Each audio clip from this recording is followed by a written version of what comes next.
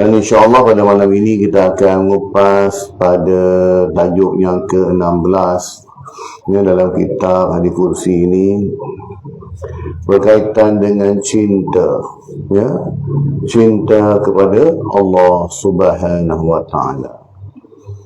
Seperti mana firman-Nya di dalam Hadis Kursi, haqqas mahabbati lilladzina yatasadaquna min ajli wa haqqas mahabbati lilladzina yatanasaruna min ajli wala min mu'minin wala mu'minatin yuqaddimu lillahi salasata awladin min sulbihi lam yablughul hilfa illa adkhalahu Allahul jannata bifadli rahmatihi. Maksudnya, mereka yang bersahabat kerana aku, bersahabat kerana Allah Subhanahu wa Ta'ala, bukan sebab hartanya, bukan sebab pangkatnya, bukan sebab kuasanya, semata-mata kerana Allah Ta'ala, tidak ada niat lain, tak ada kepentingan pun. Mahabbah fillah atau ukhuwah fillah. Makanya orang ini berhak memperolehi cintaku, yang cinta Allah Subhanahu wa Ta'ala. Itu yang pertama. Yang keduanya pula, golongan yang kedua ialah mereka yang saling membantu antara sesamanya dalam perkara kebaikan, wa ta'awanu 'alal birri wat taqwa, dan bertolong-tolongan mereka itu kerana aku, yakni kerana Allah Subhanahu wa Ta'ala. Mereka ini juga layak untuk memperolehi cinta Allah Subhanahu wa Ta'ala. Kemudian, dan tiadalah seorang mukmin, baik lelaki ataupun perempuan, yang berserah diri beribadah kepada Allah Subhanahu wa Ta'ala, yang redha atas ketentuan Allah Subhanahu wa Ta'ala, atas kematian 3 orang daripada anak kandungnya yang belum dewasa, pasti Allah Subhanahu wa Ta'ala memasukkannya ke dalam syurga dengan limpah kurnia rahmatnya. Hadis Kursi riwayat Tabrani dalam kitab Al-Awsat dan As-Saghir dari Amr an Basah radhiyallahu anhu. Keterangan kepada hadis ini, Allah Subhanahu wa Ta'ala dengan kurniaan dan kemurahannya menetapkan bagi orang yang bersahabat dan berkawan dengan tulus, ikhlas dan suci kerana Allah semata-mata, maka mereka ni layak untuk mendapat cinta Allah Subhanahu wa Ta'ala. Bukan dekat dapatnya itu, mereka juga layak berada di bawah arasy Allah Subhanahu wa Ta'ala, yang mana pada hari tidak ada sebarang lindungan melainkan lindungan Allah Subhanahu wa Ta'ala, dapat berlindung di bawah arasy. Hari yang mana manusia berhimpun dalam keadaan keluh kesah, hari yang mana manusia gelisah, manusia rasa bersalah, dibangkitkan dari kubur tanpa pakaian, dalam keadaan yang keluh kesah, dalam keadaan panas matahari yang sejengkal itu berada di tengah-tengah itu. Tetapi ada 7 golongan yang dapat berada di bawah lindungan bayu arasy Allah Subhanahu wa Ta'ala.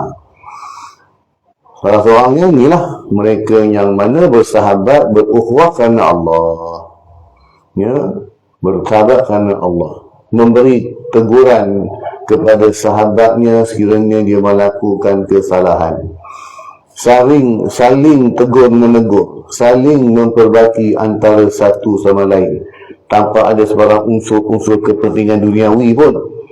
Sebab apa? Sebab pepatah Melayu mengatakan Ya, kawan ketawa ni senang cari lah. Ya.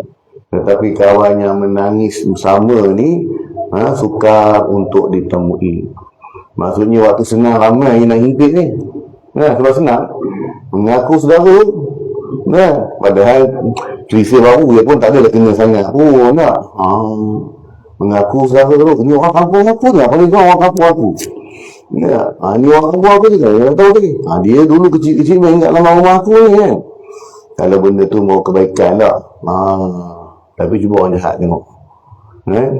Tak kenal lah Tuhan ni. Kalau kenal pun ini sebenarnya orang tak baik-baik semua ni tak.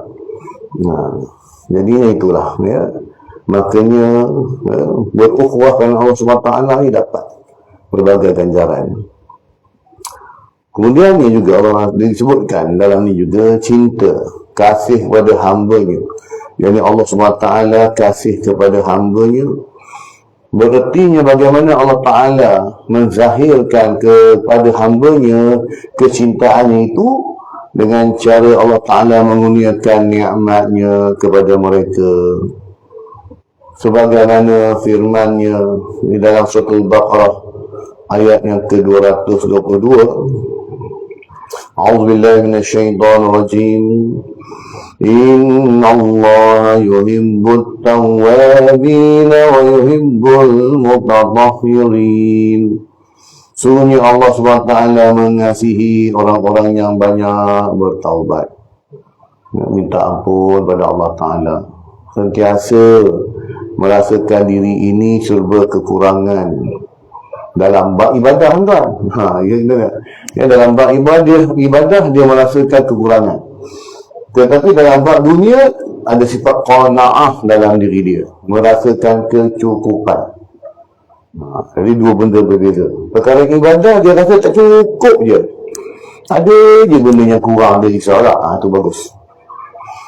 Tapi dalam bab urusan dunia, alhamdulillah cukup ni, banyak dia dapat dah, alhamdulillah, ada qanaah, yang bersifat qanaah. Tapi kalau terbalik, dalam ibadah dia rasa cukup, dalam bab dunia tak cukup-cukup. Ni yang dibimbang ni, ya. Takut-takut itu terlungkup dia di hadapan Allah Subhanahu Wa Taala. Jadinya itu, ya, Allah Taala mengurniakan pahala dan juga nikmat kepada mereka, menaungi mereka, melindungi mereka pada hari kiamat. Ya, dikala tidak ada naungan, lindungan pada hari tersebut. Orang yang berukhuwah kerana Allah SWT tadi. Adapun orang-orang yang dicintai dan dikasihi Allah SWT, ada banyak ayat Quran yang menceritakan tentang mereka-mereka yang dikasihi dan dicintai oleh Allah Subhanahu Wa Taala. Yang pertamanya adalah orang yang sabar. Ya, seperti mana dinukilkan dalam surah Ali Imran ayat yang ke-146. Wallahu yuhibbus sabirin. Dan ingatlah Allah Subhanahu Wa Taala sentiasa mengasihi orang-orang yang sabar. Sabar yang bagaimana? Sabar ketika menerima ujian. Sabar dalam menguruskan nikmat Allah Subhanahu Wa Taala. Kebanyakan manusia bila mana dia diuji, insya-Allah sebagai seorang mukmin yang percayakan qada dan qadar, dia dapat terimalah. Walaupun yang pergi tu orang yang paling dia sayang, tapi dia redha. Yalah, dah Allah Ta'ala nak panggil dia, makanya apa hak kita nak menahan kan? Dia boleh redha. Tapi dalam ramai manusia, dia gagal menguruskan bila mana Allah Ta'ala uji dia dalam bab nikmat. Dalam bab nikmat kekayaan ke, kuasa ke, apa sajalah. Dalam bentuk nikmat ini, dia gagal menahan kesabaran dia. Ya. Allah Ta'ala bagi dia nikmat sehat cukup. Jangan kita tinggi-tinggi sangat. Kita fikir diri kita je. Nikmat sehatnya Allah Ta'ala bagi pada kita kan. Ada orang Alhamdulillah dia faham nikmat sehat yang Allah bagi dia, aku nak kembalikan semula kepada Allah Subhanahu Taala dengan mentaati perintah-perintahnya, dengan memakmurkan rumah-rumahnya, maka dia faham. Alhamdulillah. Kan? Ada orang dia tak faham. Dia faham nikmat sihat itu, ya, dapat pergi panjat gunung, dapat main golf, dapat jalan sana, jalan sini, ya, menikmati kehidupan, enjoy your life. Hidup hanya sekali, muda hanya sekali. Dikira macam tu. Ya. Sebab apa? Dia ni seolah-olah dia tahu dia akan hidup lagi 100 tahun. Makanya dia rasa tak ada masalah. Kita enjoy dulu lah. Dia tak tahu yang kematian itu akan hadir bila-bila sahaja. Kematian ini adalah tetamu yang tak dijemput pun, tapi dia hadir. Dia hadir juga. Walaupun tak dijemput tak, dia tetap dia akan hadir. Maka yang pertama, orang yang sabar ini dalam menguruskan nikmat sihatnya itu dengan cara dia mentaati perintah Allah. Alhamdulillah, selamat orang macam ni. Bukan takat selamat, digandakan lagi nikmatnya. Buktinya, la in syakartum la azidannakum. Kalau kamu bersyukur, aku, yakni Allah Ta'ala, akan menambahkan lagi, ya, nikmat aku kepada kamu. Wala in kafartum inna azabi lasyadid. Kalau kamu kufur, ingat, sesungguhnya Allah SWT azabnya itu amat pedih, amat sakit, ya. Sebab di akhirat, dia neraka nanti, ya, begitulah jiwa insan, yang mana kalau di dunia pun dia sakit, kena gigit dengan kerangga, ya, makanya begitu jugalah di akhirat, sama dia tuan-tuan. Inilah kulit kita nanti. Cumanya dalam hadis soalan kita sebut, ya, kematian itu tak ada dah, ya. Tidak ada lagi kematian. Mati sekali, ya. Kullu nafsin za'iqatul maut. Za'iqah. Sekali dia mati. Lepas ni tak mati-mati dah. Lepas nyawa kita dicabut ni, masuk dalam alam barzakh, hidup sampai kiamat, sampailah ke syurga nanti. Tak mati-mati dah, kan? Jadi inilah orang yang berjaya, ialah mereka yang berjaya menahan sabar dalam menguruskan nikmat Allah. Yang keduanya pula ialah orang-orang yang mana mereka ini, ya, bersatu padu dalam berperang di jalan Allah Subhanahu Wa Taala. Ya, disebutkan juga, mereka-mereka yang bersatu dalam bentuk barisan dalam mempertahankan agama Allah Subhanahu Wa Taala. Seperti mana yang dinukilkan dalam surah Shaf ayat yang keempat.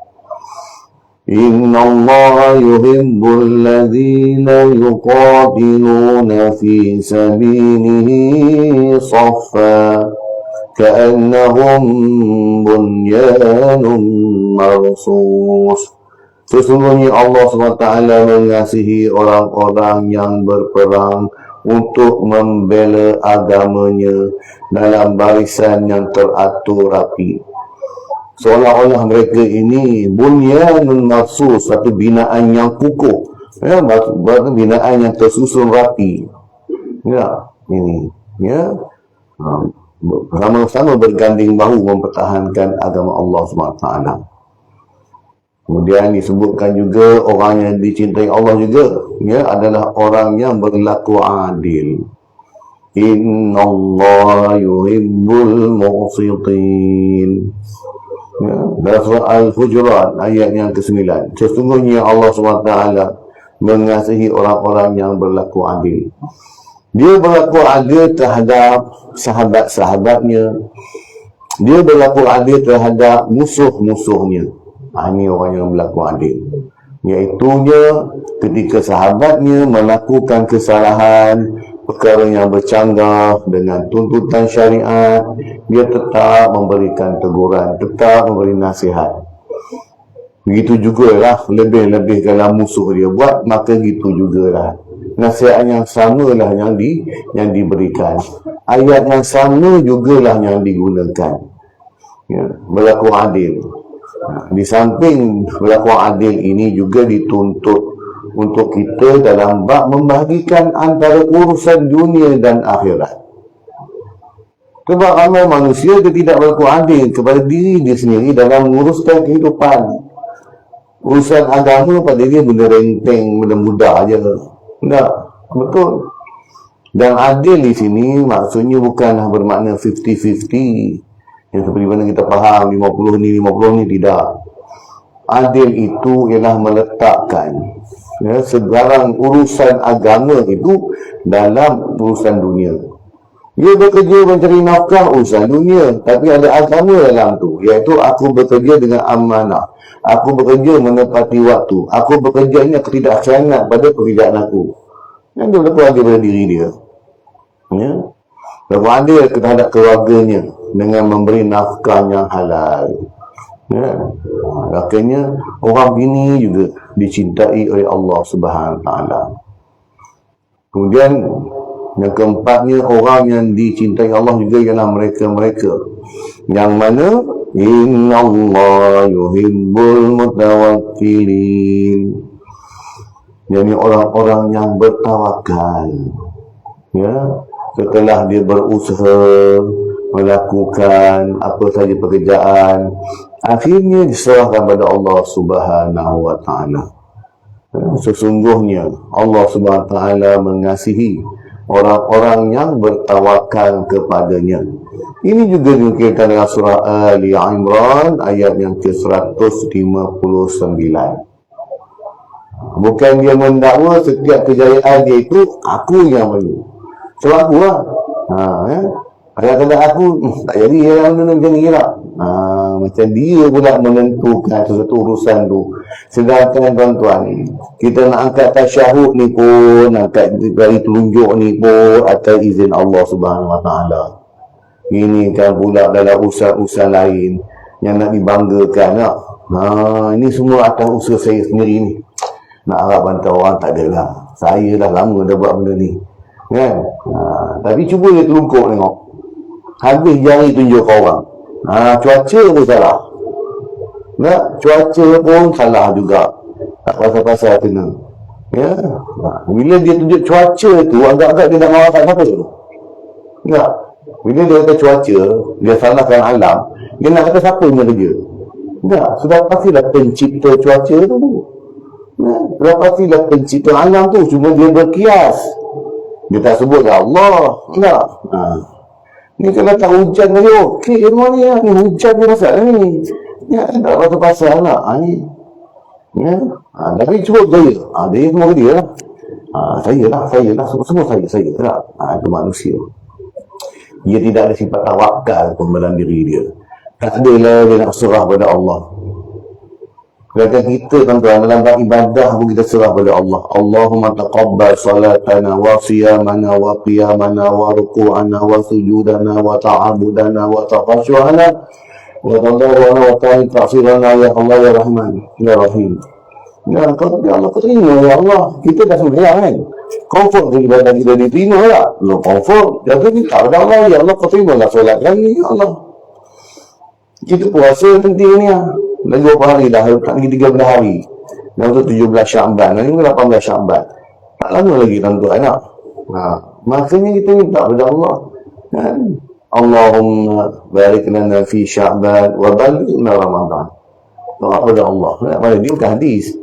Ini doa kita kepada Allah. Ya Allah, kau berkatilah kami dalam bulan Sya'ban. Bulan Sya'ban ini bukan sekadar bulan yang mana menghampiri puasa. Tapi dia ada sejarah dia, yang mana dalam bulan Sya'ban ni dah berlakunya perpindahan kiblat. Ya, daripada menghadap ke Baitul Maqdis, Allah perintahkan Rasulullah supaya alihkan arah, menghadap ke arah Masjidil Haram, ke Kaabah. Dalam bulan Sya'ban. Dalam bulan Sya'ban. Jadinya, bila mana berlakunya peristiwa ini mengingatkan kita bahawasanya kebesaran Allah Subhanahu Wa Taala. Makin lama kita minta. Jadi ada tawakal di situ. Ya, sentiasa meletakkan setiap di hujung urusan kembali kepada Allah ya Allah. Cuma aku harap ya Allah kau terimalah ibadah aku ni ya Allah tak. Sebab apa ibadah kita ni bukan yang sempurna mana pun. Ya, sebab setiap kali kita solat, setiap kali kita beribadat, Kita bukan macam kita masuk ujian, dia dapat keputusan itu jam. Dia dapat tahu keputusan yang tak kisah, lambat cepat yang penting dapat. Ya, kita tak tahu yang solat kita yang selama hari ni kita buat ni Allah terima ke tidak, kita pun tak tahu. Ya, cuba sekali-sekali malaikat turun, ni tuan. Ni tuan punya solat tahun ni lah. Dia punya data DT semua ada. Tengok-tengok, ya Allah, ada 40 solat aku tak diterima. Siapa kena-kena balik ada tarikh lagi jam. Oh, itu jam aku semayang tak musyur, itu jam semayang ni kerana Allah lah, sebab sibuk ni macam lah. Kan? Kalau tahu, makalah kita tak tahu. Yang kita bimbang penyesalannya di mana? Di akhirat nanti. Selama ni aku buat ibadah ada unsur riak, ada ta'ajub, ada ujub dalam diri aku, patutlah ibadah aku tak diterima kan selama ni tak. Sebab nak nunjuk ke orang. Kan? Fawailul lil musallin alladzina hum an salatihim sahun alladzina hum yura'un. Mayang tapi nak menunjuk ke orang. Makanya begitu tidak diterima oleh Allah SWT. Kemudian orang yang juga dicintai oleh Allah adalah orang yang mana muhsinin, orang yang berbuat baik. Ya. Innallaha yuhibbul muhsinin. Sesungguhnya Allah SWT mengasihi orang-orang yang berusaha memperbaiki amalannya. Betul ada sifat ihsan. Muhsinin, orang yang mana dia cuba melakukan yang terbaik dalam ibadah ni. Kita sendiri tuan-tuan, janganlah kita malu nak semak kita punya bacaan Fatihah kita tu. Tak apalah, surah-surah lain mulakan Fatihah dulu tak. Betul tak bacaan saya ni tak? Sebutan paling kurang kalau tak ada lah orang kata apa, kesalahan besar itu kan, makanya dapatkan sikit okey lagi, dimaafkan lah kan, perbaiki. Kurang-kurangnya ada bukti di hadapan Allah SWT yang kita ni pernah berusaha untuk memperbaiki bacaan kita. Al-Quran yang mana jarang kita pegang lah. Esok masuk bulan Ramadan, bakat berbual-bual nak pegang Quran. Bakat ada adik bagi mereka yang concern lah, nak buat grup untuk apa, tadarus Al-Quran. Tuan-tuan, tadarus Al-Quran ini Jibril alaihissalam tak pernah dia turun tiap-tiap malam. Bukannya tiap malam jumpa Rasulullah ajak pergi mengerti kan, tidak ada, bukan tiap malam. Tetapi dalam bulan Ramadan Jibril turun setiap malam bertadarus dengan Rasulullah. Jibril baca, Rasulullah dengar. Rasulullah baca, Jibril dengar. Itu dah tadarus. Sebab tu kita dalam bab tadarus dan dia bukan kita dengar satu, kita nak berlumba kumpulan mana yang khatam dulu. Itu bonus je. Jangan kita risau tuan-tuan. Join je kumpulan-kumpulan tadarus ni. Kalau kita tak baca pun kita dengar, pahalanya sama je dapat tuan. Mula-mula tu lah saya nak dengar je, saya nak baca, dengar je dulu. Tak masuk malam pertama, malam kedua, malam ketiga tak. Mula dah baca sikit ayat tu tak. Sebab pernah boleh kan, satu ayat cukup. Satu ayat je tak. Satu ayat je tak baca dah satu ayat. Yasin, nak kasi korang tadi. Okey, betul tak? Yasin pun Yasin lah. Nun, bagi orang ajar. Saya dah baca satu ayat lah. Tu kat ayat tu huruf. Tak nak salah tuan. Kita nak hidupkan benda ni, sunnah Nabi tak. Jangan diketepikan. Cuma dia bagi orang yang boleh baca dengan baik, tafadhal lah, dia habiskan satu muka surat, kedua muka surat. Ikut pada sisi masing-masing lah. Kancil buat cara kancil, Honda buat cara Honda, Alphard buat cara Alphard. Janganlah kancil buat macam Alphard, dia nak balun sampai dua muka surat, itu yang orang dah tarik muka. Sebab kita nak tadarus sebenarnya, kita nak dengar bacaan dia, nak hidupkan sunnah Nabi SAW. Sebab kita jangan bimbang. masuk akhir Ramadan esok, orang yang mendengar ke, orang yang enjin kancil ke, Honda ke, Alphard tu tadi, masing-masing akan dapat kain pelekat seorang selai, sangkuik seorang sebotol, kuih raya satu telak. Ini yang minta dapat semua. Walaupun dia kata aku baca kaya, tak apa, dia dapat benda sama tuan-tuan. Kain pelekat dapat, sangkuik dapat, kan? Nak beli lagi, orang lagi buat apple lagi. Apple besar dapat orang. Dapat. Ini yang kata menghabah kasih sayang. Kan? Jangan sebabkan dada tu jadi musuh. Nak jadi musuh. Dah tegur, marah tu. Kata dia, tak dibaca nak join juga pula kita ni nak. Mentang-mentang Allah lebih segi, lebih hebat kau boleh baca Quran. Jangan gitu. Kan? Cuma yang orang baca dia tak sendiri lah. Sebab apa? Sebab Quran ni semua syafaat tuan-tuan. Dia syafaat kita. Bila kita akan rasa kepentingan dia? Bila kita tutup mata lah. Tutup mata orang dalam azhar. Aku nampak, ya Allah, menyesalnya aku tak baca Quran dulu, ya Allah. Saya tak boleh langsung baca, tak ada masalah. Ikhraq pun ikhraq lah. Kan? Ikhraq kerana handphone boleh download kan ada. Duduk saja dia tepi dinding lah. Baca dengan handphone lah. Orang ingat kita layan TikTok kan. Orang Melayu baca dia baca. Ini pun tuan-tuan, ditakdirkan umur tak panjang pun kita dikira sebagai ahli Quran juga. Sebab kita berusaha nak baca. Orang yang boleh baca Quran yang baik, kedudukan dia sama dengan malaikat. Orang yang baca Quran tak berapa baik, dapat 2 pahala. Pertama sebab pahala dia baca Quran. Yang kedua pahala dia sebab dia berusaha nak baca Al-Quran.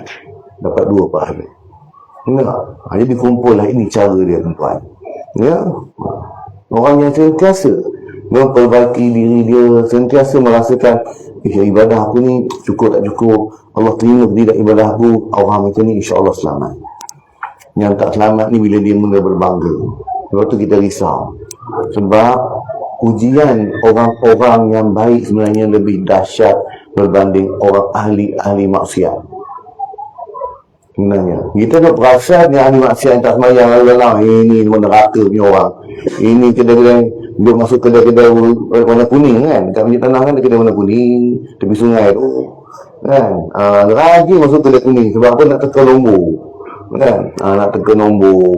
Kalau kita memandang macam ni lah, kita tak perasan bahawasanya orang-orang yang geng-geng baik ni sebenarnya lebih mudah tertipu dengan syaitan Allah, dengan iblis Allah. Kenapa tuan-tuan? Kenapa? Kerana orang yang ahli maksiat ini, kalau kita tanya pada dia pun, kau tekan nombor tak ni, kau tak rasa berdosa ke? Kau tak boleh berdosa? Tahu.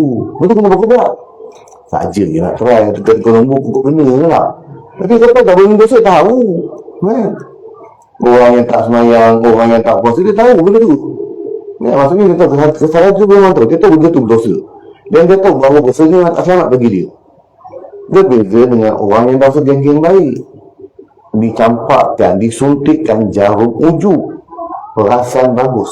Ini panggil iblis. Panggil iblis ni sebab perasaan bagus, ujuk.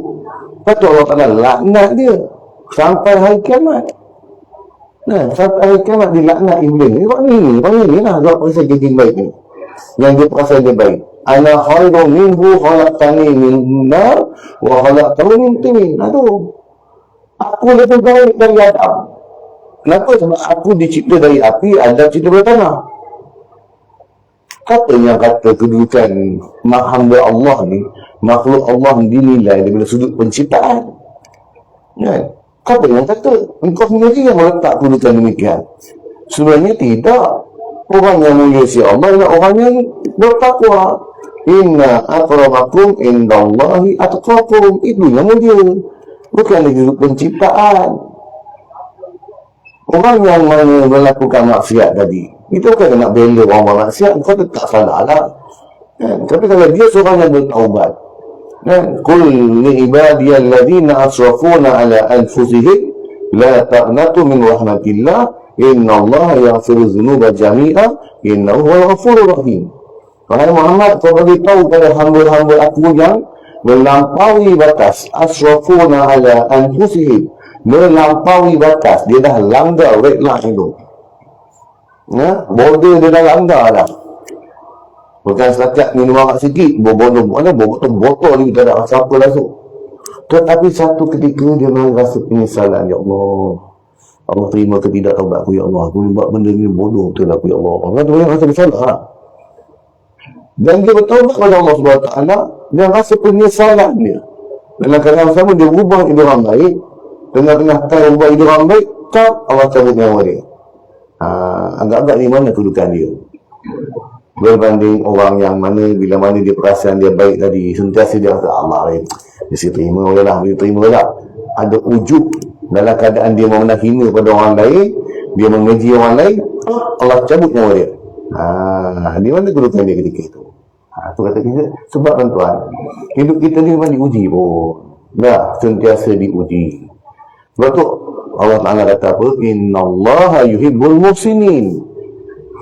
Allah SWT mencintai orang-orang yang muhsin, orang yang sentiasa nak perbaiki diri dia. Rasa diri dia sentiasa ada kekurangan. Muhsin.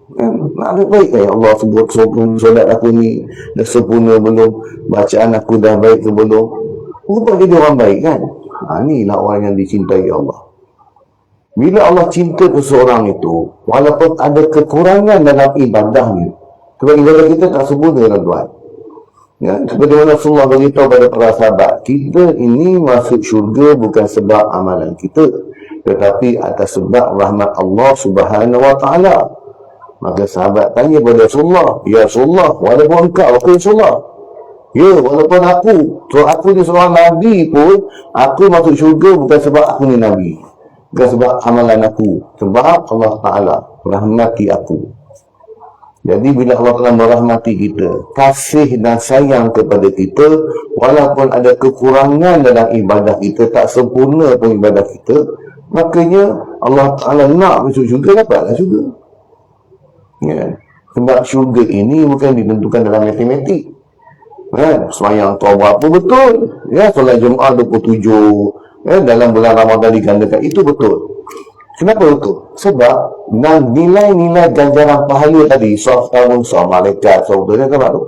Mayang macam mana 27, mayang seorang dapat 1. Kenapa? Kenapa disebutkan ganjaran-ganjaran ini? Sebagai motivasi kepada kita. Ya, kalau tidak tak lari, bagi surah tak lari. Pertama, ya semayang lah. Dia beri motivasi. Kamu berwuduk dari rumahmu, kamu berjalan menuju ke masjid. Setiap langkahmu diangkat 1 darjat. Ya, dihapuskan 1 dosa, diangkatkan 1 darjat. Pergi dan balik. Motivasi bagi kita. Ya. Allah Ta'ala, Rasulullah lagi berpesan, sulamilah, mafhum dia tak? Sulamilah ibadahmu, ibadah fardumu dengan ibadah sunat. Solat fardu diselami dengan solat-solat sunat. Kenapa? Sebab solat-solat sunat ini dia menyempurnakan, menampung mana-mana kekurangan yang ada dalam solat fardu. Puasa sunat menampung mana-mana ibadah dalam puasa Ramadan yang ada kekurangan. Sebab mulut manusia ni dia tak boleh tengok orang, dia sentiasa dia nak komen. Tak, orang hantar kuih pun salah, kuih lebih baru nak bagi. Tak bagi kuih pun salah, kedekut. Orang sebelah sana jadi rumah kita tak bagi tak. Untuk sebab manusia. Untuk kalau jiran-jiran buat pergi kahwin ke, buat pergi kekah ke, beri untuk akhirat, kan? Tak spizing pun tak terkantor je. Betul tak?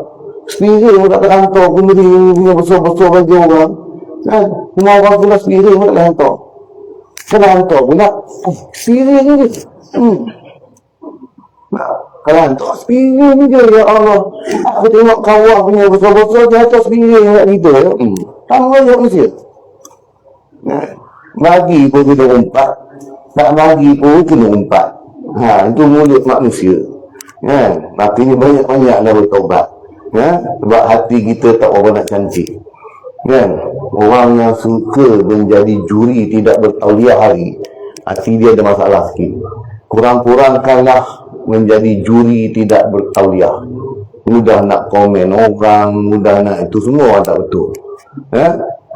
Baiklah kita muhasabah diri kita sendiri kan. Kita duk kata orang tak bagi log kita, yang kita ada bagi log dia kan. Ada lah kita bagi kat dia kan. Sebulan Ramadan bakat tukar-tukar lauk lah. Dia cantik tuan-tuan. Sebenarnya amalan orang dulu-dulu yang buat ni, dia tak sebut amalan sunnah tak. Dia tak sebut pun, tapi orang dulu lah kan. Biarlah ngaji macam mana je lah. Tetapi rupanya amalan orang dulu lah, bertukar-tukar juadah ni kan. Saya beritahu, man faqara sha'iman lah. Barang siapa yang memberi makan orang-orang yang berpuasa, maka yang pada hari itu pahala orang tu semua dapat ke dia, tanpa mengurangi pahala dia, pahala orang yang berpuasa tadi tu. Kan? Tu yang kita buat moral, buat bakat-bakat kita buat kutip-kutip duit, buat jualan berpuasa kan. Sebab apa? Kita nak ambil pahala semua ni lah. Kita bantu ataupun kita meraihkan orang yang berbuka puasa, pahala hari itu, ibadah dia hari itu, sembahyang dia, Quran dia, tahajud dia, duha dia semua dapat dalam akaun kita tanpa mengurangi pahala dia pun. Buat tuan kan. Masjid anjurkan buat untuk majlis buka puasa lah, ambil. Orang dulu dah buat bertukar-tukar juadah, bukan bayar pun, buat Melaka je, buat onde-onde tak. Letak dalam 5 piring, hantar 5 rumah. Bayang tuan-tuan, hantar 5 rumah, dia patah balik. Kari pak seri muka. Roti John, kenal roti John kita Ramadan tak? Daripada gitu. Macam-macam benda lah. Janda balik kampung, apa benda lah, macam-macam lah. Tak kisah lah pun. Hantar satu je. Dia kata serampang 5 mata tak. Buat kuih, buang Melaka, buang onde-onde tu, hantar 5 rumah, dia patah balik. 5 jenis kuih apa? Tu dia kata strategi kan. Hidupkan amalan ni, benda-benda ni. Sebab apa? Sebab kita sentiasa nak memperbaiki diri kita kan. Kita nak Allah meraih kasih sayang Allah Subhanahu Wa Taala kan. Bila ada sifat begitu tu, selamatlah kita kan. Banyakkan buat baik. Sebab antara syarat untuk masuk ke syurga Allah juga adalah orang yang berakhlak baik. Kita sebut akhlak baik ni kan, dia bukan ahli surau di masjid pun, mari kuliah pun tak apa nak mari, tapi semayang kalau semua dijaga lah tak. Cuma ni dia ni kalau dengar ada orang susah je, dia ada lah. Kalau ada orang muslim, dia ada lah kan. Dia suka macam tu tak. Dia suka bersilaturahim, dia suka meringankan kesusahan orang. Tak banyak pun dia tolong, tak banyak pun, tapi ni dia bantu tak. Ni orang-orang yang berakhlak baik. Apa lagi orang yang berakhlak baik? Yang mulut dia ni tak, mulut dia ni ada insurans, bukan mulut tak ada insurans kan. Iaitu ni dia menjaga setiap tutur kata dia. Adakah perkataan yang aku sebut ini menyebabkan hati orang terguris ke, hati orang terluka ke, hati orang koyak ke dengan percakapan aku ini? Ini cerita dalam bab benda yang mana untuk menjatuhkan maruah orang lah. Tapi dalam menyampaikan kebenaran, cakap je lah tak. Benda yang benar kan. Selagi mana benda yang benar itu disampaikan dengan cara yang betul kan. Makanya kita kurang kat situ. Jadi orang baik, muhsinin. Ya Allah, jadikan aku orang-orang yang muhsin, yang sentiasa nak membaiki ibadah. Kita semak balik kita punya puasa tahun lepas. Aku okey lah, dah kejap. Orang kata dah bulan lepas kencing ni puasa okey, baik, bukan. Maksudnya itu peningkatan ibadah kita kan. Peningkatan ibadah kita, Quran kita, tahajud kita. Sebelum bangun sahur kan, buatlah tahajud dulu 2 rakaat kan. Dia kan dinilai pun 2 rakaat cukup tu buat. Nak sahur-sahur lah kan. Buat dulu ya. Muslimat-muslimat kita tak, sebelum bangun nak panaskan lauk lah, sambil-sambil dah panaskan lauk ni, buatlah solat tahajud 2 rakaat kan, minta kepada Allah Subhanahu Wa Taala kan. Makanya itu antaranya lah, sebab kita nak berusaha jadi hamba Allah yang baik ya tuan-tuan. Wallahu a'lam tuan-tuan. Itulah pasal kita tentang tajuk cinta Allah Subhanahu Wa Taala dan bagaimana cara kita nak menjadi hamba yang dicintai Allah Subhanahu Wa Taala. Dan insya-Allah pada pertemuan akan datang kita akan mengupas pada tajuk yang ke-17, iaitu tentang keagungan dan kebesaran Allah Subhanahu Wa Taala. Itunya apa yang baik Allah SWT tentang kelemahan dan kekurangan, saya ampun dan maaf daripada kelemahan diri saya sendiri. Semua Allah kurniakan kepada kita kefahaman dan juga kekuatan untuk kita amalkan dan sampaikan insya-Allah. A'udzu billahi minasyaitonir rajim. Bismillahirrahmanirrahim. Alhamdulillahil alamin wassalatu wassalamu ala Muhammadin wa ala alihi wa sahbihi ajma'in. Allahumma rabbana zidna ilma warzuqna fahma wa 'amalan maqbula. Allahumma ij'al jam'ana jam'an marhuma wa tafarruqana min ba'dihi tafarruqan ma'suma. اللهم ربنا آتنا في الدنيا حسنة وفي الآخرة حسنة وقنا عذاب النار وصلى الله على محمد وعلى آله وصحبه وبارك وسلم والحمد لله رب العالمين. سبحانك اللهم وبحمدك أشهد أن لا إله إلا أنت أستغفرك وأتوب إليك.